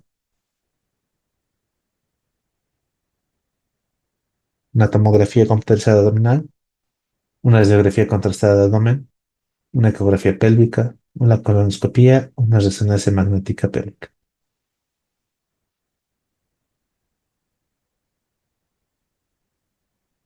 Veamos nuestras respuestas. Efectivamente, una colonoscopia. ¿Por qué? Porque podemos estar frente tal vez a un cuadro de hemorragia digestiva. Entonces, habíamos mencionado primero como síntomas frecuentes el dolor a sus diferentes niveles, abdominal, pélvico y anorrectal. Ahora vamos a hablar de cuadros de hemorragia gastrointestinal baja, siendo que el primer objetivo de la valoración y el tratamiento de un paciente con hemorragia gastrointestinal es la reanimación adecuada, o sea, estabilizar al paciente. El segundo objetivo es identificar el origen de la hemorragia, siendo los más frecuentes cuando hablamos de hemorragia gastrointestinal o digestiva en general, la esofágica, la gástrica y la duodeno. Si el paciente tiene estabilidad hemodinámica, se puede realizar una preparación rápida de 4 o 6 horas que permite realizar una colonoscopía, que tiene la opción de ser terapéutica, ¿no? Porque puede realizar cauterización o inyección de epinefrina para controlar el sangrado. La anemia por deficiencia de hierro sin explicación también es indicación de colonoscopía. Y también cuadros de hematoquesia pueden ser causados por hemorroides o por fisura, siendo que en los cuadros de fisura el sangrado es rojo rutilante con un dolor agudo de tipo cortante. En cambio, en los hemorroides el sangrado puede ser rutilante, pero no se asocia a dolor y generalmente está acompañado o este sangrado acompaña a las evacuaciones intestinales. Justamente el texto nos va a presentar esta figura del, del texto. Bueno, es el cuadro número 7 que nos muestra el algoritmo para el tratamiento de la hemorragia colorectal. Estamos hablando que el paciente puede llegar con el sangrado colónico agudo y lo primero que hacemos es la reanimación. Estabilizamos al paciente, ya sea con soluciones o si requiere transfusiones de sangre. Y tenemos opción. Hacemos un aspirado nasogástrico y vemos si por nuestra aspiración nasogástrica vamos a tener la presencia de sangre o no. Si hay sangre en nuestra aspiración nasogástrica, estábamos hablando de un sangrado digestivo superior, necesitaremos una gastroduodenoscopía y un tratamiento endoscópico, ¿no? Esto es superior. En cambio, si es negativo, podemos usar una proctoscopía que descarte el sangrado anorrectal. Y ahí vemos. Si estamos frente a un sangrado masivo que amenaza la vida, vamos a arteriografía mesentérica. Si es un sangrado detenido, ralentizado en un paciente estable, pues hacemos una colonoscopía electiva. Si nuestra colonoscopía es positiva a un sitio de sangrado, a un tratamiento endoscópico. Si no encontramos un sitio de sangrado, nos limitamos solamente a observar. En caso de resangrado, vemos. Es necesaria entonces una conducta quirúrgica, una resección segmentaria. Si de igual forma, después de observar, vemos resangrado, vemos, ¿no? Habría que evaluar. ¿Es un sangrado moderado o un sangrado masivo? Si es masivo, hemos dicho arteriografía mesentérica. Si es moderado, podemos hacer una colonoscopía o hacer una gammagrafía. Respecto a si se tratara de un sangrado masivo que amenaza la vida, hacemos una arteriografía y vemos positivo, negativo. Si es positivo, podemos utilizar procedimientos endovasculares, ¿no? Estamos hablando de una arteriografía, el uso de vasopresina o se emboliza el vaso para controlar el sangrado. Si falla este procedimiento, nos vamos a cirugía, resección segmentaria. Si nuestra radiografía es negativa, solamente exploramos y podemos realizar tal vez una endoscopía intraquirúrgica. Si es positivo este sangrado o esta exploración endoscópica, hacemos resección segmentaria. Si es negativo y el paciente está sangrando y no sabemos por dónde está sangrando, pero sabemos que es una hemorragia baja, hacemos una colectomía total. Porque de algún lado, sacando todo el colon, pues vamos a controlar el sangrado. La idea es controlar el sangrado. En cambio, cuando es moderado, un sangrado continuo, pero moderado, nuestra gamografía con nuestros glóbulos rojos marcados nos permite identificar sitios de sangrado hasta muy pequeños, ¿verdad? Si es positivo, nos vamos a radiografía mesentérica para hacer un procedimiento endovascular, vasopresina o embolización. Si falla, cirugía. Si es negativo, de igual forma, exploración. Si es positivo, resección segmentaria. Si es negativo y sigue sangrando, colectomía total. Si nuestra gamografía es negativa, hacemos una exploración endoscópica, intraquirúrgica. Si es positiva, resección segmentaria. Si no logramos identificar el sitio de sangrado, colectomía total. O nos vamos a una colonoscopia urgente. Si es positivo, hacemos el tratamiento por endoscopía o directamente una resección segmentaria. Si es negativo, hacemos una exploración endoscópica intraquirúrgica y de igual forma. Si es positivo, solamente resección segmentaria. Si es negativo y hay sangrado, ni modo, colectomía total. Es más o menos el flujograma que nos presenta el texto para el manejo de un sangrado colónico. Ya, fuera del sangrado, ¿qué otros síntomas tenemos? Estreñimiento y obstrucción de la defecación. Afecta a 4 millones de personas en Estados Unidos. Aquí tenemos, por ejemplo, pacientes con movimientos intestinales infrecuentes, pacientes con heces duras y que requieren un esfuerzo excesivo para la defecación. Tenemos varias causas, ¿no? Causas metabólicas, farmacológicas, endocrinas, psicológicas y hasta neurológicas. Estudios como la colonoscopía nos permiten descartar o diagnosticar estenosis o lesiones tumorales que produzcan la obstrucción. Estudios de tránsito con marcadores radiopacos permiten también evaluar la motilidad y el mecanismo de defecación. El uso de manometría no rectal, pues, puede reflejarnos ausencia de reflejo no rectal, también la ausencia de la motilidad segmentaria a nivel del colon, que puede orientarnos a una enfermedad de Hirschsprung, que se diagnostica finalmente con una biopsia. También se puede realizar una defecografía, que nos permite evaluar si existe tal vez un prolapso rectal, una intususcepción, presencia de un rectocele o hasta un enterocele que está alterando nuestra fisiología intestinal baja. Y aquí tenemos nuestra pregunta 7 a responder en el tema. La diarrea crónica acompañada de sangrado y dolor abdominal está en relación a gastritis, colitis, síndrome de colon irritable, obstrucción o vólvulo de sigmoides.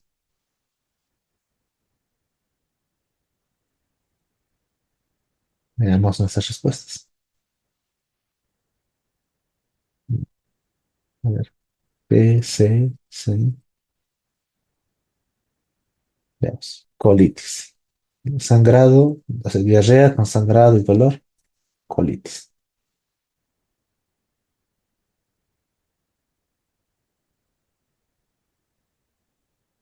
Esto respecto a los síntomas de diarrea y síndrome de colon irritable, ya que son síntomas frecuentes y generalmente autolimitados en casos de gastroenteritis infecciosa. Pero si tenemos nosotros diarrea crónica, sangrado, dolor abdominal, tenemos que pensar en colitis. Esta colitis puede ser por una infección. Estamos hablando de infecciones por cepas de E. coli, Shigella, Salmonella, Campylobacter, parásitos como la entamoeba histolítica o también nuestro Clostridium difficile de cepas invasivas. Pero también puede ser secundaria a una enfermedad inflamatoria intestinal, como la colitis ulcerativa o la enfermedad de Crohn.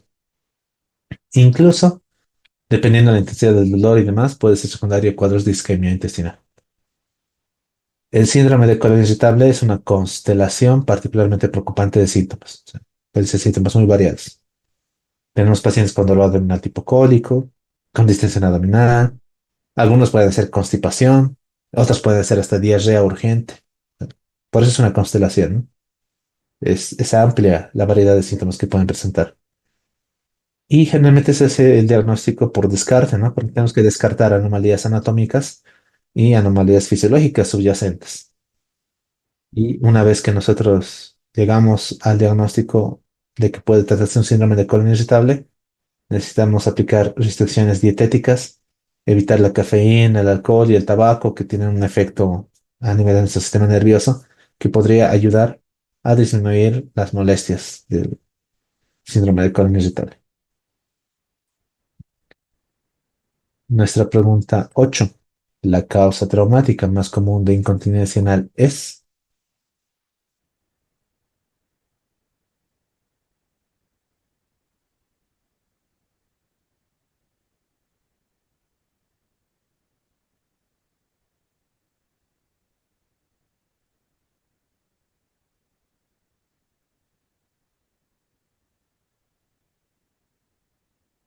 Veamos nuestras respuestas.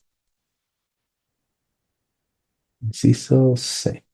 Efectivamente, veamos. La lesión del esfínter anal durante el parto vaginal. Si hablamos de incontinencia, y aquí tenemos esta figura del texto, que son justamente las imágenes que nos muestran las ultrasonografías endoanales, que lo habíamos mencionado antes en nuestros estudios complementarios, Nos sirven justamente para evaluar la presencia de las estructuras del canal. Se estima que 10 a 3 individuos por cada 1000 personas mayores de 65 años presentan incontinencia. Esto varía según la gravedad, siendo algunos pacientes que presentan fugas ocasionales de gases o heces líquidas, recordando que las heces sólidas se contienen mejor, o incluso las más severas o las más graves, ya que tienen pérdida diaria de heces sólidas. Y tenemos diferentes etiologías.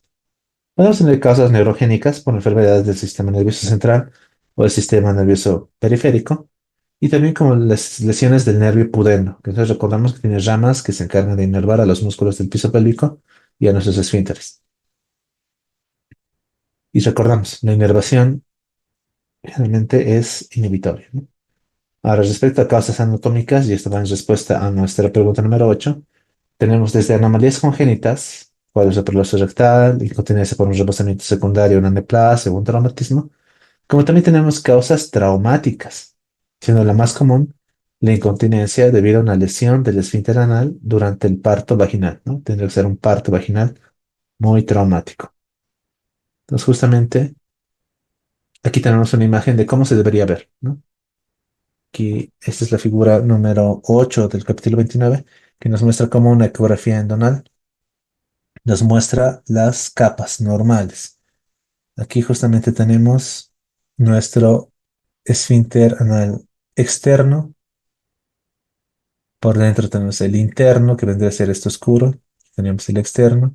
Tenemos los tejidos subepiteliales, el músculo longitudinal, etcétera. Y aquí abajo, en la letra B, tenemos la ecografía con un defecto. Aquí se puede ver el defecto anterior del esfínter. Aquí, por ejemplo, se pinta el todo alrededor del canal.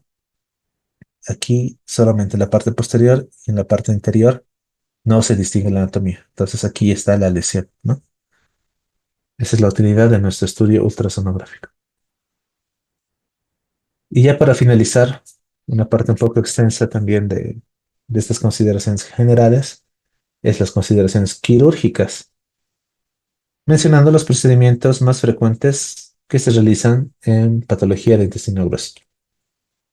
Y vamos a hablar de las resecciones, vamos a hablar de ostomías, vamos a hablar de esos procedimientos que mencionándolos en esta oportunidad, ya más adelante cuando veamos destrucción, de enfermedad de Crohn y demás, ya va a ser mucho más sencillo recordar. Y aquí tenemos el primer punto clave del capítulo que nos dice, los principios de la resección tienen que ser la técnica de depuración mesentérica que determina la extensión de la resección y también está determinado por la naturaleza de la patología primaria. No es lo mismo reseccionar por un tumor que reseccionar por un vólvulo. También la intención de la resección, si nosotros queremos solamente extirpar y hacer anastomosis o estamos extirpando para hacer una colostomía terminal. También dependerá mucho de la ubicación de la lesión. No es lo mismo tratar colon izquierdo que colon derecha. Y también las condiciones del mesenterio, ¿no? No es lo mismo hacer una resección en un paciente joven, preparado y en un procedimiento electivo que realizarlo en un paciente de la tercera edad con comorbilidades, con un cuadro urgente, ya sea por un vólvulo necrosado, perforado o con patología vascular intestinal ya complicada. Entonces, las condiciones del mesenterio también son importantes. Todo eso determina los principios a seguir para pensar en una resección de colon. Y el texto en esta figura, la figura número 9, nos muestra las resecciones colorectales que se realizan en una amplia gama de condiciones. Estamos hablando de paraneoplasias, ya sean benignas o malignas, la enfermedad intestinal inflamatoria u otras afecciones benignas también. Y aquí tenemos cómo este tipo de resecciones se asocian más que todo en esta figura a los tipos de cáncer a los cuales queremos tratar. Por ejemplo, nuestra letra A, si estamos frente a un cuadro de cáncer cecal, no solamente extirpamos el ciego, si se dan cuenta, extirpamos desde el ilion terminal hasta la mitad proximal del colon transverso, lo que se conoce como micolectomía derecha, que lo vamos a ver más adelante. Para el cáncer de colon transversal, nuestra letra C, ¿no? Tomamos todos los ángulos también, tanto hepático como esplénico. Para el cáncer de colon sigmoide, tomamos la extensión de nuestro colon sigmoides. Y así, ¿no? Como las figuras que nos presenta el texto. Y hablábamos, ¿no? Dependerá de las condiciones. Por ejemplo, si hablamos de una resección de emergencia, Esta suele ser necesaria a cuadros de obstrucción, a cuadros de perforación o cuadros de hemorragia. La característica de un cuadro de emergencia es que el intestino se encuentra sin preparar y muchas veces el paciente se encuentra inestable. Para el colon derecho generalmente se puede realizar una anastomosis primaria, esa es la ventaja del colon derecho. En cambio, el lado izquierdo, el enfoque tradicional incluye no una anastomosis, sino más bien una colostomía terminal. Esto muchas veces porque el intestino se encuentra muy comprometido o porque el paciente se encuentra inestable, desnutrido o inmunocomprometido. Ya es siempre la mínima invasión, ¿no? Ese es el paradigma en el cual nos encontramos actualmente los cirujanos. Entonces, el modelo de muchos procedimientos ahora se realizan por vía laparoscópica o por una laparoscopía con asistencia manual o con incluso cirugía robótica. Son las ventajas de que tiene mejor resultado cosmético o estético, una disminución del dolor postquirúrgico, un retorno más rápido de la función intestinal, un menor impacto inmunodepresor, una mejoría de la supervivencia a largo plazo. Pero tiene también sus limitaciones. Esta pregunta 9 a responder en el capítulo de hoy nos dice la resección del ilion terminal y el ciego se conoce como colostomía, ileostomía, colectomía ascendente, hemicolectomía derecha o ileocistectomía.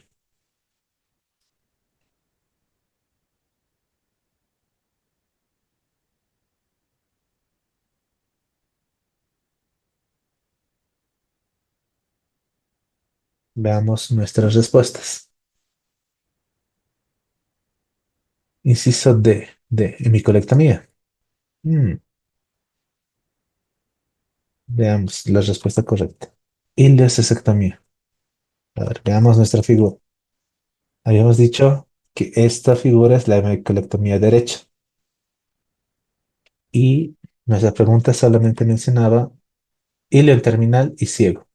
Aquí estamos viendo que la hemicolectomía derecha extirpa también el colon ascendente y la mitad proximal del colon transverso. Entonces solamente ileocistectomía. ¿Por qué razón? Porque aquí el texto en esta figura, que es la figura número 10, nos muestra la terminología de los diferentes tipos de resecciones colorectales. Entonces, ¿qué es lo importante?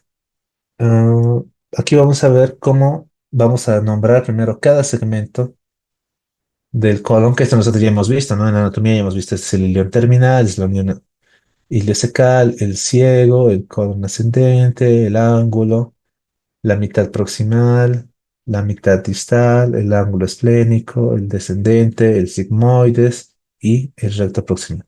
Entonces, A a C, A, B, C, o sea, desde el ilion terminal, la unión ileocecal y nuestro ciego, ileocistectomía, ¿no? Del ilion terminal del ciego se conoce como ileocistectomía. A eso se refiere. A ver, lo vamos a marcar un poco. Hemos dicho de A más C, ¿no? Todo esto es ileocistectomía. Luego tenemos de A más B hasta la D. Eso ya recibe el nombre de colectomía ascendente. Todavía no es hemicolectomía, es colectomía ascendente. ¿Cuándo hablamos de hemicolectomía? Pues como su nombre menciona, ¿no? La mitad derecha hasta la letra F. Esa es nuestra hemicolectomía derecha. Extendida hasta la letra G.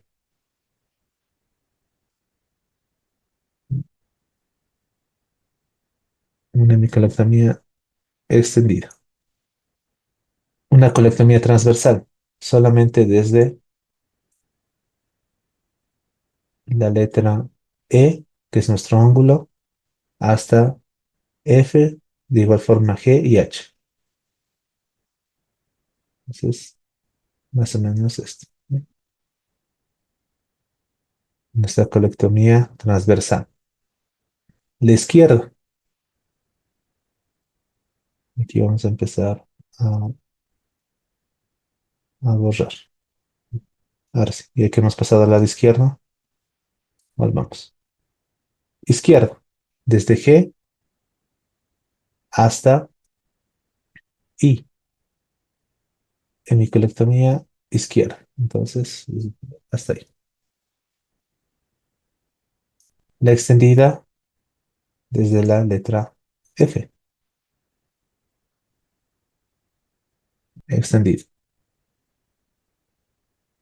La colectomía sigmoidea, por ejemplo, es cuando estamos frente a un volvulo de sigmoides o cuando queremos hacer una sigmoidectomía por un dolicocolon, por ejemplo. Es solamente de la letra J y la K, ¿no? Esto, de sigmoidectomía o colectomía sigmoidea. Ahora los más grandes. Veamos. Vamos a borrar de nuevo. Y tenemos, por ejemplo, nuestra colectomía subtotal. A, B, pues estamos hablando de nuestro ilion terminal, la unión ileocecal, hasta la letra J. Es prácticamente todo esto. Subtotal.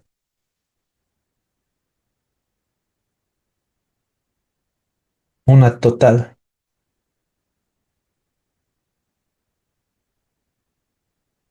desde la letra A hasta la letra K. Prácticamente todo. Solo estamos dejando el recto. Y la proctocolectomía total, y procto que viene de recto, es desde la letra A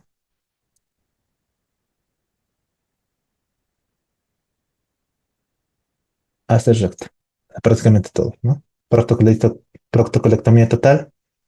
Ese es el procedimiento más completo para la resección. Y vamos a ver en qué casos los realizamos. Eso lo vamos a ver más adelante, cuando veamos enfermedad inflamatoria intestinal. Vale.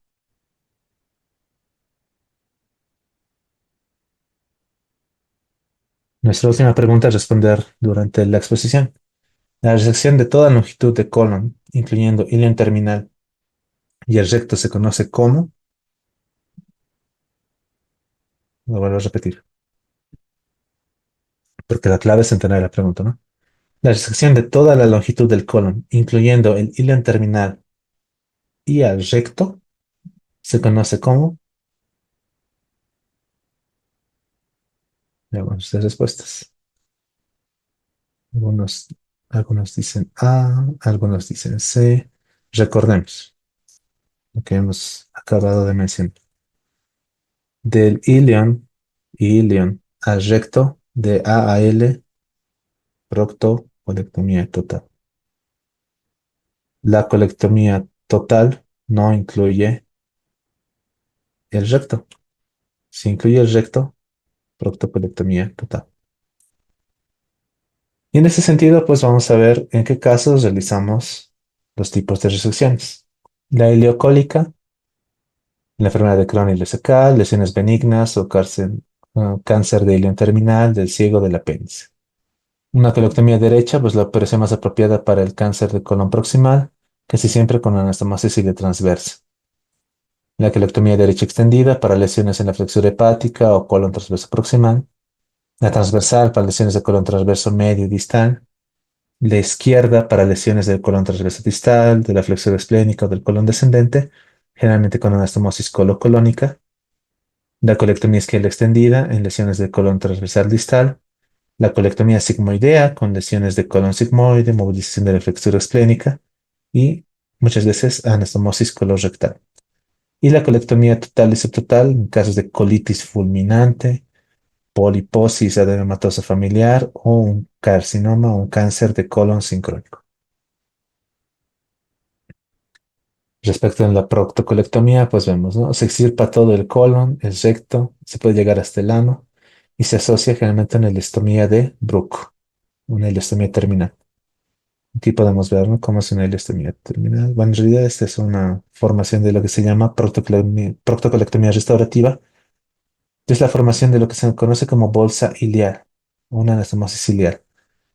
Este es nuestro intestino terminal, nuestro ilion terminal. Y lo que nosotros hacemos es darle la forma de una bolsita para que es como si nosotros quisiéramos crear un nuevo recto. para que se almacene el líquido y darle cierta continencia al paciente. Entonces, esta es justamente la conformación de la bolsa ileal. Se conservan los músculos del esfínter anal y se restaura este tránsito mediante una anastomosis de un reservorio ileal al canal anal.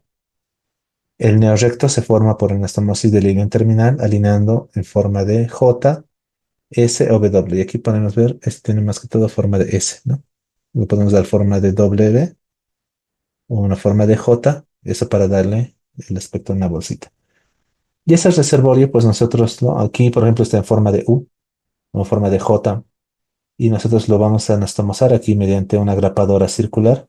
Se anastomosa con el ano, ¿no? Para que el paciente tenga una restitución del tránsito y no tenga una colostomía terminal o en este caso una ileostomía terminal. Respecto a los cuadros de sección anterior, pues podemos hablar de una sección anterior alta con la sigmoide distal, un recto superior, para lesiones de la unión recto-sigmoidea como diverticulitis. Respecto a la sección anterior baja, pues para las secciones de recto superior o recto medio, la disección anterior corre a través de la fase de Denon-Villiers que conocemos, ¿no? Que se encuentra o que separa el recto de la vagina en las mujeres o de la próstata de las vesículas seminales en los hombres. Una resección anterior baja extendida, pues para lesiones del recto distal y puede asociarse a una ileostomía temporal. Esta es, por ejemplo, una ileostomía temporal. Respecto al procedimiento de Hartmann y una fístula mucosa, pues es una colectomía más una ileostomía o colostomía. El colon distal y el recto se deja como una bolsa ciega y se puede asociar a una fístula mucosa.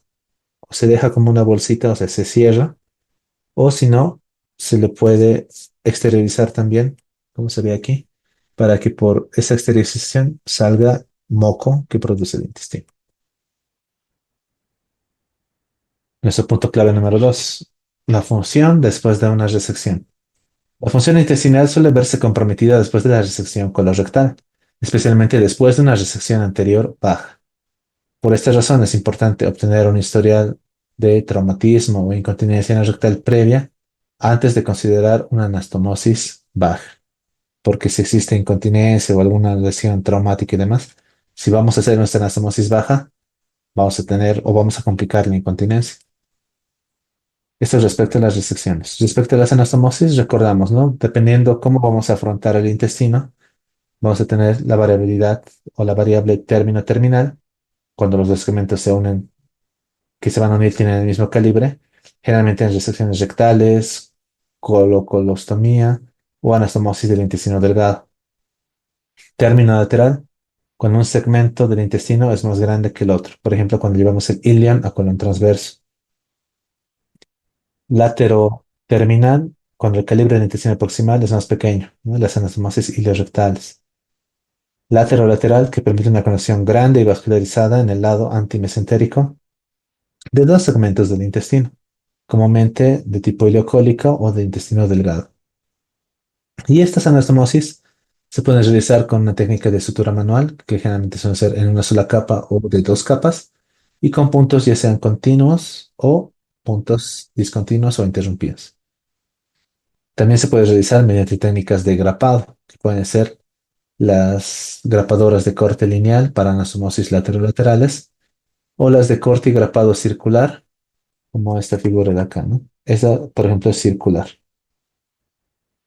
que nos sirve para anastomosis terminales, terminolaterales o lateroterminales, especialmente a nivel del canal anal y rectal, donde la anatomía de la pelvis, por el espacio de la cavidad pélvica, no permite realizar una anastomosis a mano. Hace que ese procedimiento a mano sea difícil o incluso imposible dependiendo de la altura en la cual nosotros queremos realizar la anastomosis. Y aquí tenemos, ¿no? Por ejemplo, esta es una término terminal. Los dos cabos tienen el mismo diámetro, entonces se afrontan uno frente a otro. Vale la redundancia para hacer la sutura. Aquí vemos cómo es una sutura a mano, ¿no? Aquí, por ejemplo, tenemos el término lateral cuando el proximal es más delgado que el cabo distal, entonces se hace del terminal al lateral. Esta es una lateral de lado a lado con una grapadora lineal que nos permite suturar o engraparlo y seccionar al medio para que quede una luz amplia. Y aquí vemos, ¿no? Para casos de resecciones o anastomosis que vienen a ser anorrectales o anocolónicas y demás, o rectoanales, esta cavidad, este espacio de la cavidad pélvica no permite que nosotros suturemos a mano. Desafortunadamente existe nuestra grapadora circular que entra de esa forma, ¿no? El paciente en esta posición, en esa dirección utilizamos la grapadora para que nuestro recto se encuentre con nuestro intestino, se acercan, se afrontan y disparamos la grapadora. Grapa y secciona la parte del medio y tenemos ahí nuestra anastomosis. Luego tenemos las ostomías y tenemos el punto clave número 3 de nuestro capítulo que nos dice que las ostomías o la formación de estomas pues requerirán una preparación, ¿no? La marcación prequirúrgica de los estomas planificada es fundamental para la calidad de vida del paciente. Idealmente, el estoma debe ubicarse dentro del músculo recto, en un lugar donde el paciente pueda ver y manipular fácilmente el aparato, lejos de cicatrices previas, prominencias óseas o pliegues abdominales. ¿Por qué? Para comodidad del paciente. Y aquí vemos, ¿no? Estas son las recomendaciones justamente. La formación de los estomas, ya sea una ileostomía o una colostomía, pues logra ser temporal o en algunos pacientes puede ser permanente. Puede ser de un extremo o terminal o puede ser en asa o en boca de escopeta. Para todos los estomas es necesario realizar una incisión circular en la piel. El tejido celular subcutáneo se diseca hasta la vaina anterior del músculo recto abdominal y esta vaina o esa aponeurosis se secciona en forma de una cruz. Se separan las fibras del músculo mediante una técnica Roma, realmente con los deditos. Y siempre tenemos que tener cuidado con esta arteria epigástrica inferior, que quienes han entrado a alguna cirugía, cuando estamos cortando a ese nivel paramediano, muchas veces se secciona de forma accidental y sangra. Sangra una barbaridad hasta que lo logramos controlar. Entonces hay que tener cuidado. La vaina posterior se secciona creando un defecto de 2 a 3 dedos y el intestino se exterioriza y se fija con sutura, ¿no? Aquí ya, por ejemplo, se ha hecho una incisión circular, se ha atravesado la piel como mencionaba la técnica y se logra atravesar el intestino. En este caso es exterminar, ¿no? Sale y empezamos a fijar con sutura. La técnica de Brook nos permite la formación de esa fijación formando un pezón. Por ejemplo, si han visto, los bordes están evertidos, formando ese pezón mediante la eversión de la mucosa que se fija con una sutura interrumpida, ¿no? Sutura discontinua. Y aquí luego ya pegamos nuestra bolsita de colostomía. Respecto a los cuidados que mencionaba aquí para nuestra planificación de la ubicación de la ostomía, dentro del músculo recto abdominal, ¿no? En los músculos abdominales, dentro del músculo. En un lugar donde el paciente pueda ver y manipular fácilmente el aparato, ¿no? Y tenemos que alejarnos de nuestras prominencias óseas, ¿no? Lejos de cicatrices y prominencias óseas o pliegues. Entonces tenemos los pliegues, las prominencias de la cadera, los pliegues de la cintura, de la costilla. Entonces nos alejamos prácticamente este sector medio es el ideal para realizar nuestra ostomía. Si hablamos de ileostomía, entonces estamos hablando que vamos a exteriorizar el ileón terminal. Esta suele ser temporal o permanente. Temporal mientras se protege una anastomosis que corre el riesgo de fuga. Por ejemplo, aquí se hace una especie de anastomosis en nuestra bolsa ileal y para protegerlo hacemos nuestra ileostomía. Esta, por ejemplo, es en escopeta, es de boca doble. Esta es temporal. La terminal es solamente una boquita, como hemos visto en esta figura.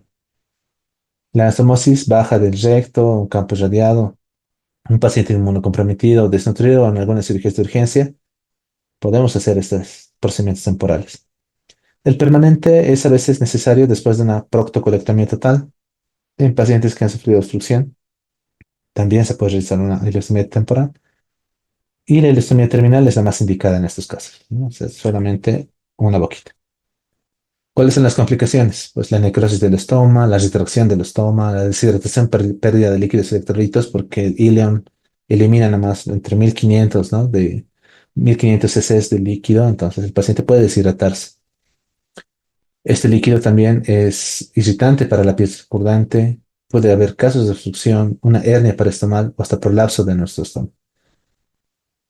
Respecto a la colostomía, en este caso no estamos sacando el ilion, esta vez ya sacamos el colon.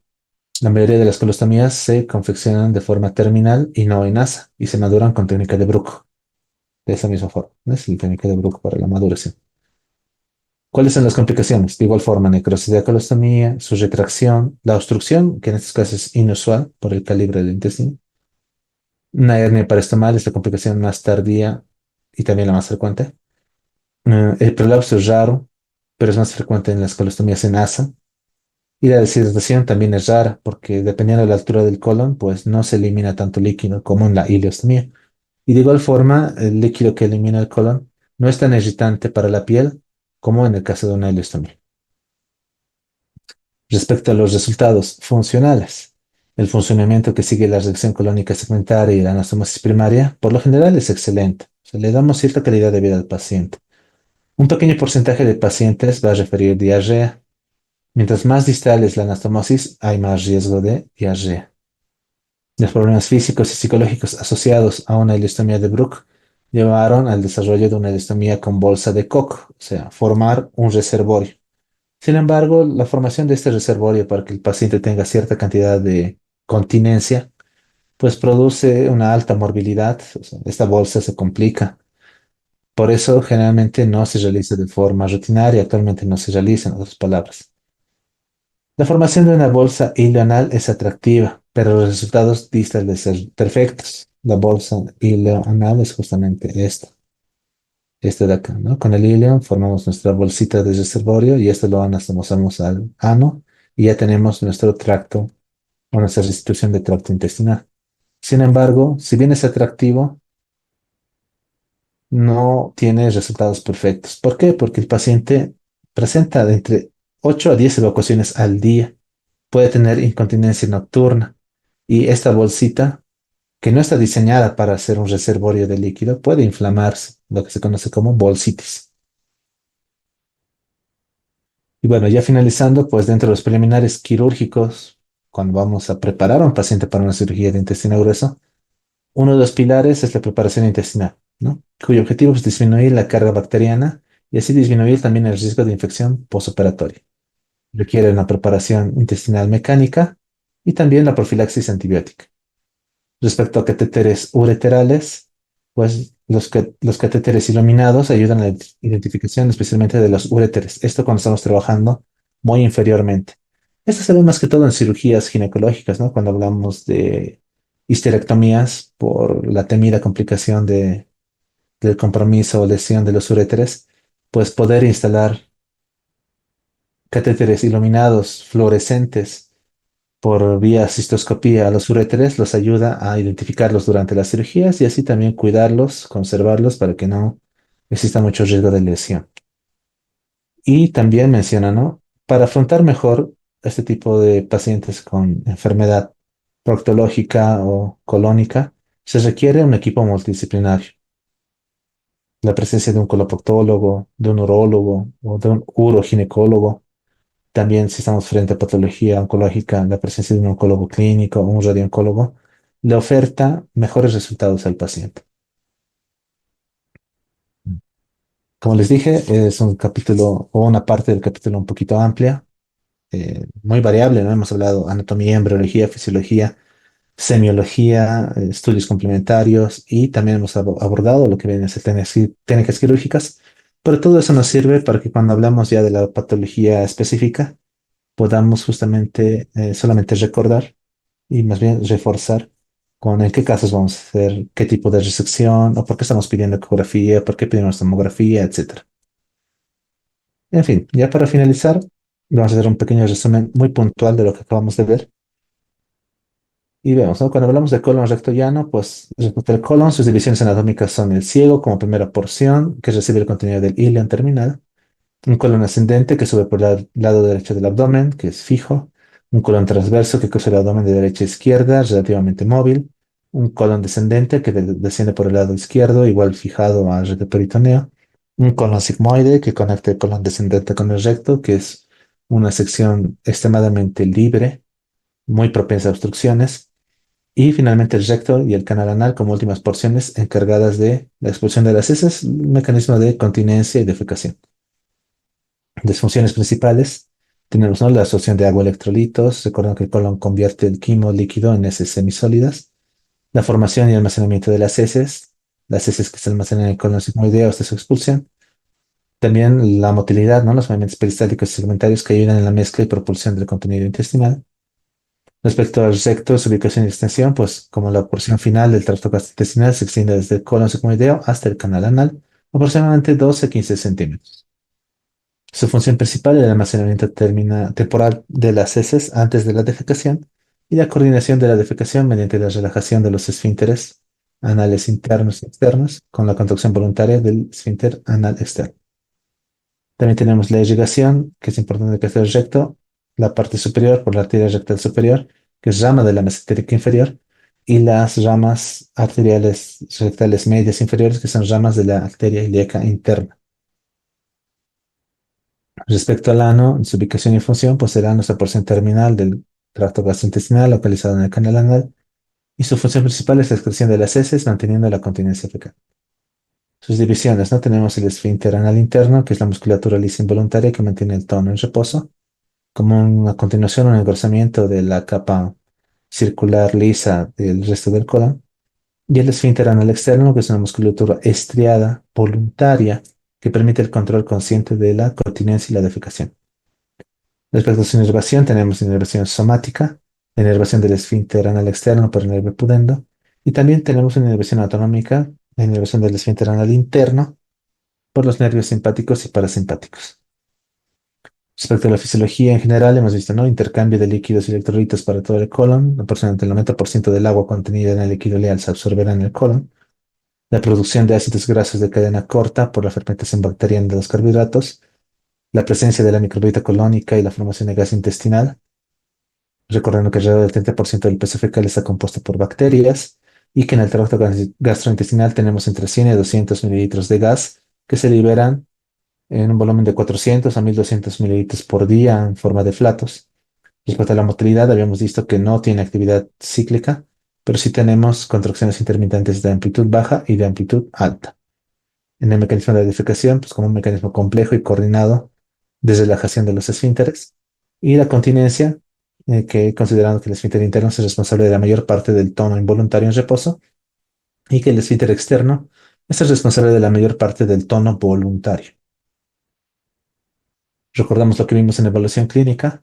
La evaluación clínica con el historial completo, el examen físico exhaustivo, los estudios de endoscopía, anoscopía, proctoscopía, sigmoidoscopía, colonoscopía y hasta la cápsula endoscópica.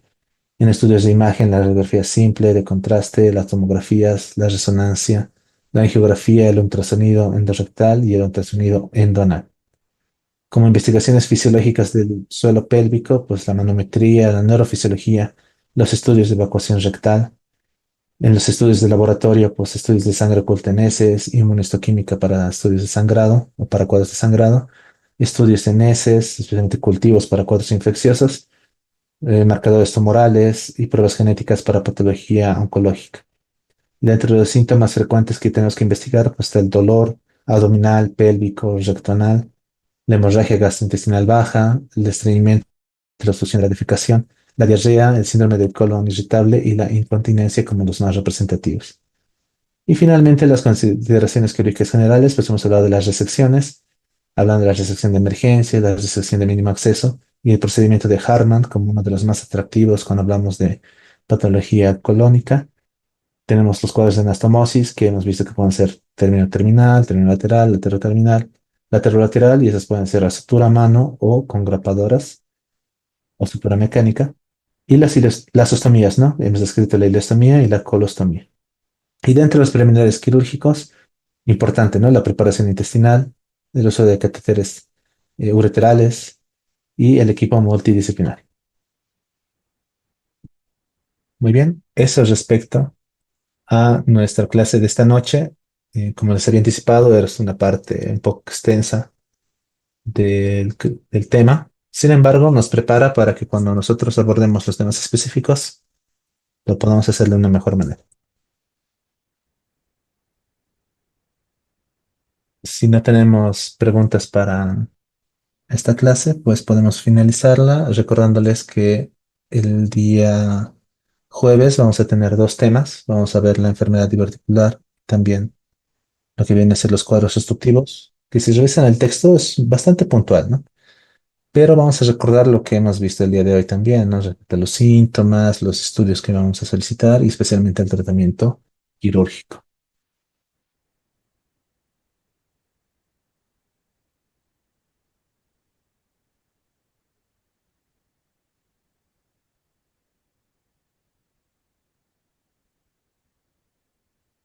Muy bien. Si no tenemos preguntas para esta clase, pues les agradezco mucho su atención.